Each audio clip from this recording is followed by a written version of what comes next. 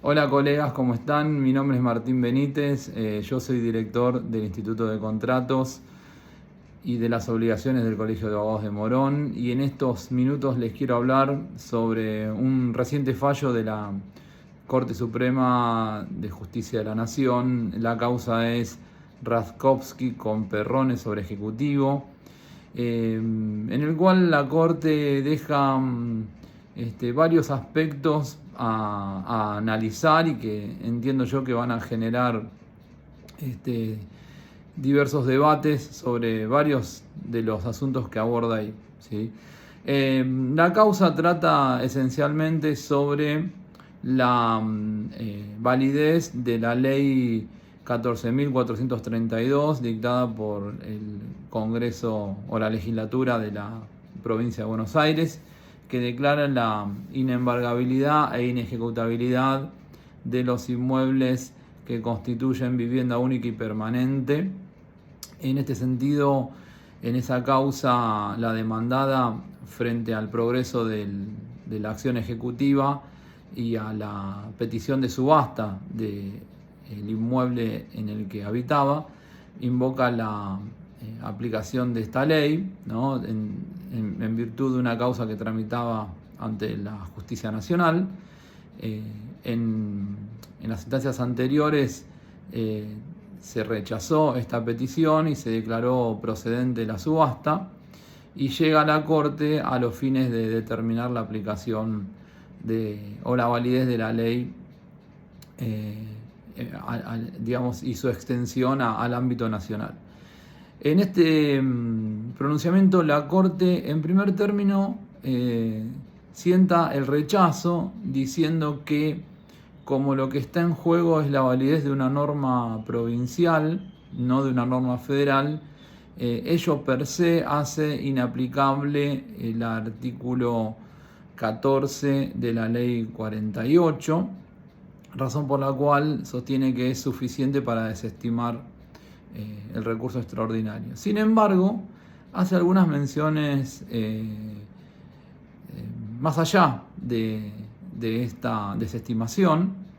y lo primero que señala es que ya se había pronunciado sobre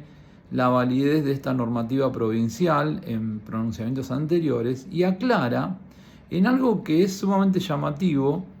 que sus pronunciamientos, si bien no son desde el punto de vista constitucional una ley y que solo se aplican al caso concreto, casi, lo digo en estos términos adrede, casi deja establecido que los tribunales inferiores están obligados a aplicarlos, en una especie de señalamiento de la obligatoriedad de aplicar a casos análogos lo que ya resolvió en otras causas. Sumamente llamativo, porque sabemos que en nuestro orden constitucional la regla es la división de poderes, y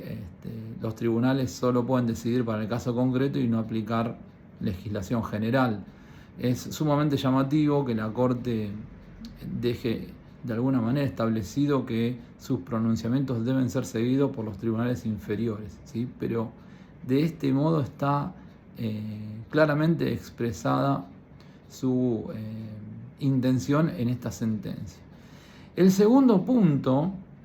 que tiene que ver más con un tratamiento o el tratamiento de cuestiones de fondo, está vinculado al análisis de 3 artículos del Código Civil y Comercial, los artículos 242, 244 y 744, que están vinculados a la protección de la vivienda, ¿sí? En esos artículos, en primer término, se regula, en el artículo 244 en particular, el régimen de protección de la vivienda, lo que antes conocíamos como bien de familia, ¿sí? Y a partir de ahí, en los artículos sucesivos, la forma de que el sujeto pueda afectar a este régimen tutelar el inmueble que destina a la vivienda familiar, y el proceso de registración ante valga la redundancia, el registro de la propiedad inmueble. Pero en las otras normas, el 242, el 744, se aclara que el régimen de protección para la vivienda que está previsto en el Código no es único y es sin perjuicio de otras leyes que también aborden la temática. Y la Corte expresamente aclara que no es esta remisión a otra legislación una delegación o una remisión a las legislaturas locales. Es decir, expresamente le dice a las legislaturas locales que no pueden regular regímenes de protección porque en virtud del artículo 75, inciso 12, la facultad de los códigos de fondo corresponde al Congreso Nacional, ¿sí? Por lo tanto, concluye, no es posible interpretar los artículos 242 y 744 como un reenvío para la habilitación legislativa en el orden provincial de regímenes tutelares para la inembargabilidad o inejecutabilidad de bienes o inmuebles, mejor dicho, que son utilizados como vivienda única y permanente, ¿sí? Entre otros argumentos, señala que cuando el legislador expresamente quiso establecer esta delegación legislativa en las provincias, lo hace, ¿sí? Es cierto esto que dice la Corte, que hay otras normas del Código en donde cuando se quiere hacer un reenvío legislativo a las provincias, el legislador expresamente lo ha establecido, como por ejemplo en el artículo 2073, cuando se alude a la reglamentación de los conjuntos inmobiliarios, donde el legislador claramente establece una especie de facultad legislativa o competencia legislativa concurrente entre la nación y las provincias. Pero no menos cierto es que no siempre el legislador nacional ha sido claro en estas cuestiones y los reenvíos o las delegaciones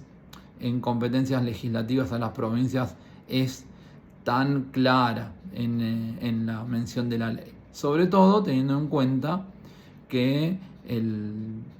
acceso a la vivienda digna y su protección tienen sustento constitucional, con lo cual es posible pensar en una mayor flexibilización al momento de interpretar las normas que aluden a esta temática, ¿sí? Y yo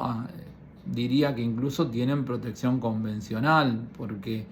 el acceso a la vivienda es un derecho humano receptado por tratados internacionales a los que Argentina ha adherido, ¿sí? Y que integran nuestro bloque de constitucionalidad federal, razón por la cual yo entiendo que más allá de que expresamente el artículo 242 no hace o no habilita legislaciones provinciales sobre la temática, esto no significa que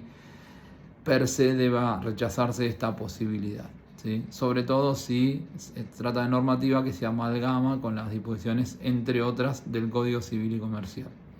Por último, también quiero destacar que cuando la Corte señala que frente a casos análogos deben aplicarse sus pronunciamientos y que es de alguna manera deber de los tribunales inferiores tener en cuenta su doctrina, también hay que destacar que no siempre la Corte ha tenido un criterio uniforme en los asuntos en los que ha debido conocer. Por ejemplo, apartándonos por un segundo de lo que es el derecho patrimonial, podemos evaluar a lo largo de la historia de la Corte los vaivenes que han tenido sus pronunciamientos en materia de tenencia de estupefacientes para consumo personal, ¿no? Entonces, no creo que pueda este fragmento de la Corte ser uno que deba ser interpretado y seguido taxativamente por los tribunales inferiores, cuando la doctrina que la Corte ha ido sentando a lo largo de los años en distintos asuntos no ha sido coherente y coincidente entre las distintas composiciones que ha tenido nuestro máximo tribunal. Bueno, colegas, con esto cierro, me despido, les mando un fuerte abrazo, espero que les sea útil y nos vemos en cualquier otro momento.